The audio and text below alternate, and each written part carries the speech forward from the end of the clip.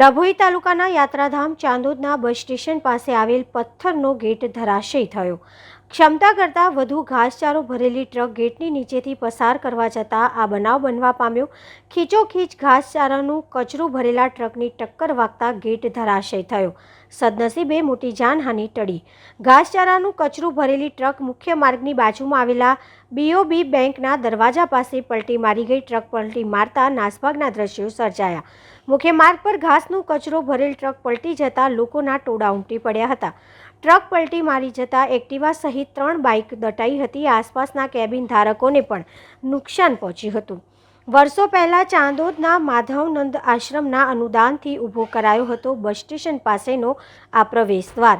Police તેમજ ગ્રામ્ય પંચાયતના સદસ્યો ઘટના સ્થળે પહોંચ્યા હતા. ટ્રક તેમજ ધરાશાયી થયેલ ગેટ મુખ્ય માર્ગ પરથી હટાવવાની કામગીરી JCB દ્વારા હાથ ધરાઈ છે.